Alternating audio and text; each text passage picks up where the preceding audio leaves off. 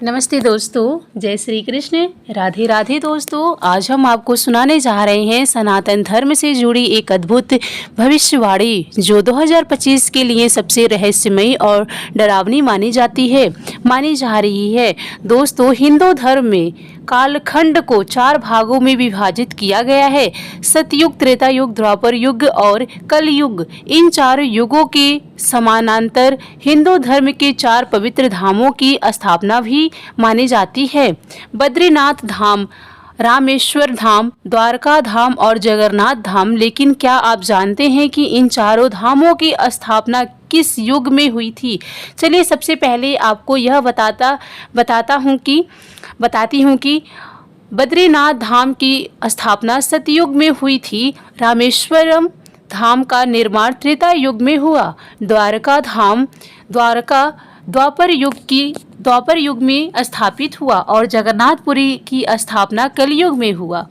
इन चारों धामों में एक बात सामान्य है कि सभी धर्मों की स्थापना भगवान विष्णु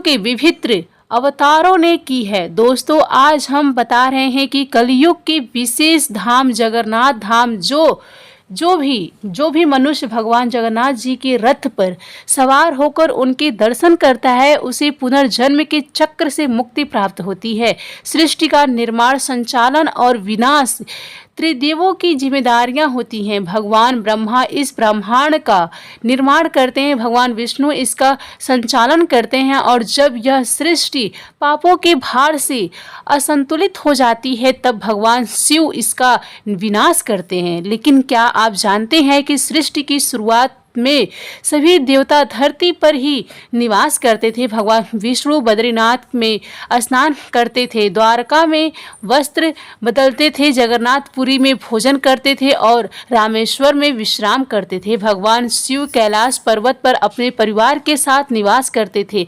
परंतु जैसे जैसे युग बदलते गए, पृथ्वी पर पाप की मात्रा भी बढ़ती चली गई। जैसे ही कलयुग का आरंभ हुआ, विनाश की छाया पृथ्वी पर मंडराने लगी और एक एक करके सभी देवता भूलोक को छोड़ने लगे। भगवान विष्णु के पृथ्वी से विदा लेने के बाद सृष्टि के संचालन की जिम्मेदारियां भगवान जगन्नाथ जी के कंधों पर आ गई। तब जबकि हम कलयुग के अंधकारमय युग में हैं, तो इस समय केवल 2 ही देवता जागृत रूप में हमारे बीच मौजूद हैं। पहले हैं परम शक्तिमान, बुद्धि और बल के प्रतीक श्री हनुमान जी, जो अब भी जीवित हैं, और दूसरे हैं नाथों के नाथ प्रभु श्री जगन्नाथ जी। भगवान जगन्नाथ अन्य सभी देवताओं से भिन्न हैं। वे हमारे ही समान भोजन करते हैं, सोते हैं, खेलते हैं, विश्राम करते हैं और कभी कभी तो वे बीमार भी हो जाते हैं और उन्हें उपचार की आवश्यकता पड़ती है। और सबसे अद्भुत बात यह है कि भगवान श्री जगन्नाथ का पुनर्जन्म भी होता है। लेकिन क्या यह पुनर्जन्म एक संकेत नहीं है? क्या यह इस बात का संकेत नहीं है कि कलयुग का अंत निकट है?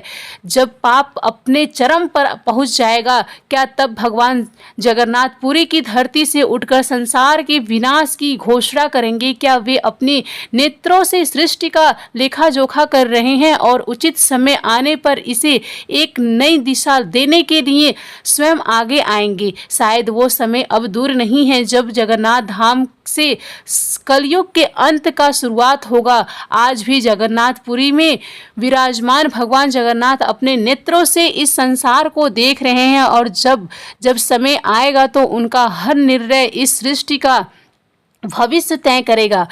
जब आप भगवान जगन्नाथ जी को देखेंगे तो आपको यह जानकर आश्चर्य होगा कि उनकी मूर्ति अधूरी है और फिर भी उनकी पूजा होती है। यह और भी चौंका देने वाली बात है कि क्योंकि हिंदू धर्म में अधूरी मूर्ति की पूजा वर्जित मानी जाती है। परंतु ऐसा क्यों है? भगवान विष्णु के हाथों में सदैव शंख और चक्र होते हैं और इसी प्रकार भगवान जगन्नाथ जी के हाथों में भी शंख और चक्र विराजते हैं। दोस्तों, क्या आप जानते हैं कि भगवान जगन्नाथ जी भी एक दिन इस धरती को छोड़ देंगे?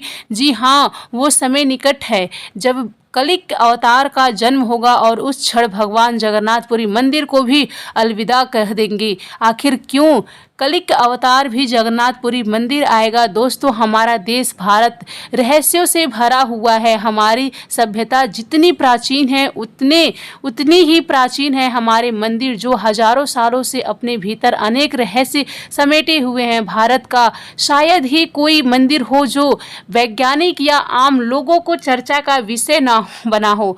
बद्रीनाथ धाम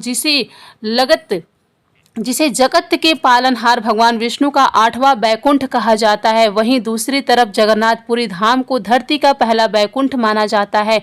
उड़ीसा के तटीय शहर पुरी में स्थित यह विश्व प्रसिद्ध मंदिर भगवान विष्णु के अवतार श्री कृष्ण को समर्पित है। ये पौराणिक मंदिर अपने आप में अद्वितीय और अलौकिक है। 800 साल से भी अधिक पुराने इस मंदिर में ऐसे रहस्य छुपे हुए हैं जो आपको स्तब्ध कर देंगे। आपको यह जानकर हैरानी होगी कि भगवान श्री कृष्ण का हृदय आज भी जीवित अवस्था में धड़क रहा है। भगवान श्री कृष्ण को 16 कलाओं से मुक्ति ईश्वर का पूर्ण अवतार माना जाता है। हालांकि वे सर्वत्र व्याप्त हैं, लेकिन उनके अवतार शरीर का हृदय आज भी इस संसार में धड़क रहा है। कहा जाता है कि जब भगवान श्री कृष्ण ने अपने देह का त्याग किया तब उनका अंतिम संस्कार किया गया था। उस समय उनकी देह पूरी तरह से पंच तत्व में विलीन हो गई थी, लेकिन उनका हृदय नष्ट नहीं हुआ। अग्नि के पंचड़ ताप में भी उनका हृदय वैसे का वैसा ही रह गया, धड़कता हुआ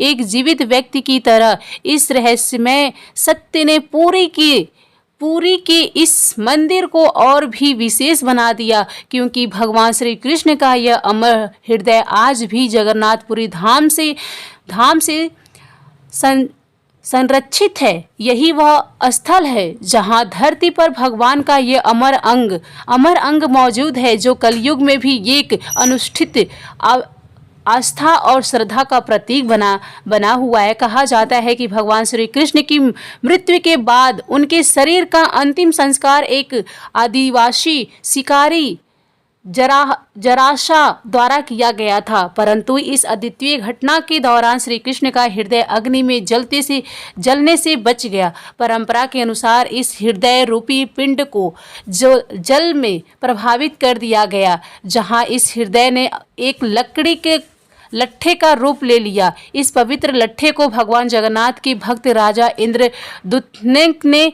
पाया और उन्होंने भगवान विश्वकर्मा के हाथों से इसे भगवान जगन्नाथ की मूर्ति के भीतर स्थापित करवाया। यह कहा जाता है कि भगवान श्री कृष्ण का हृदय आज भी जीवित है और भगवान जगन्नाथ की काठ की मूर्तियों के भीतर धड़क रहा है। भगवान जगन्नाथ के इस रहस्य को आज तक कोई पूरी तरह से समझ नहीं पाया। हर 12 साल में भगवान जगन्नाथ की मूर्तियों को बदलने की परंपरा निभाई जाती है।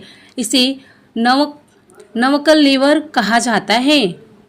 इसे भगवान जगन्नाथ के पुनर्जन्म के रूप में भी देखा जाता है। अब इस परिक्रमा को अंजाम दिया जाता है तो पूरे शहर की रोशनी बंद कर दी जाती है। बिजली के बंद होने के बाद मंदिर के पूरे परिसर को कड़ी सुरक्षा में घेरा लिया जाता है, जिसमें सीआरपीएफ और सेना की देखरेख होती है। इस दौरान मंदिर में कोई भी प्रवेश नहीं कर सकता। पुजारी की आंखों पर पट्टी बांध दी जाती है और उनके हाथों में मोटे दस्ताने पहनाए जाते हैं। इस घोर अंधकार के बीच पुजारी भगवान श्री कृष्ण के हृदय को, जिसे ब्रह्मा पदार्थ कहा जाता है, निकालते हैं और इसे नई मूर्ति में स्थापित करते हैं। यह ब्रह्मा पदार्थ सदियों से एक मूर्ति से दूसरी मूर्ति में स्थानांतरित किया जा रहा है, लेकिन इस रहस्यमय प्रक्रिया का सही उत्तर आज तक नहीं मिल पाया है। यहाँ तक कि ब्रह्मा पदार्थ को बदलने वाले पुजारी भी ये नहीं जानते हैं कि वे किस चीज को छू रहे हैं, और क्योंकि उनके हाथों में दस्ताने होते हैं और आंखों पर पट्टी बंधी होती है, लेकिन वे इतना जरूर कहते हैं कि यह पदार्थ किसी जीवित प्राणी की तरह उछलता है। पूरी के मंदिर में जो भी अद्भुत और रहस्यमय घटनाएं होती हैं वे इसी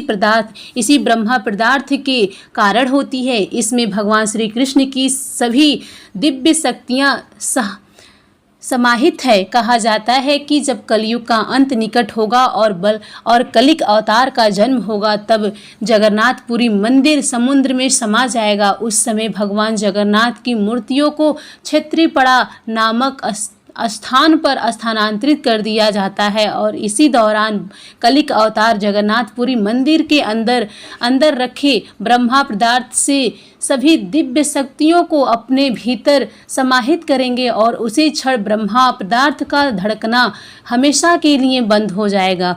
यह वही दिन होगा जब सृष्टि का एक नया अध्याय शुरू होगा। आइए अब आधुनिक विज्ञान के दृष्टिकोण से समझने की कोशिश करते हैं कि यह ब्रह्मा पदार्थ आखिर क्या है।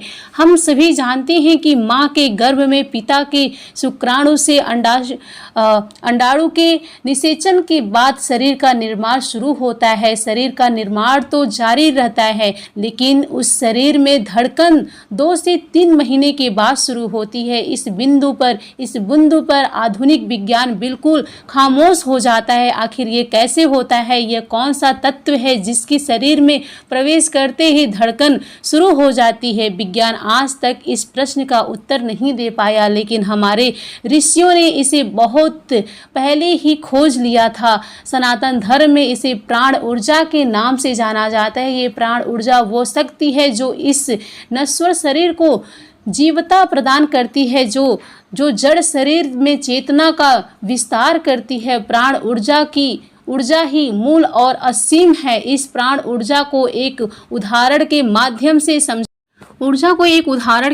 से समझते हैं। यदि हम शरीर को एक ट्रांसफार्मर मान लें और प्राण ऊर्जा को विद्युत, तो यह शरीर के ऊपर है कि वह 220 वोल्ट की ऊर्जा को ग्रहण करे या फिर 21,000 वोल्ट की ऊर्जा को।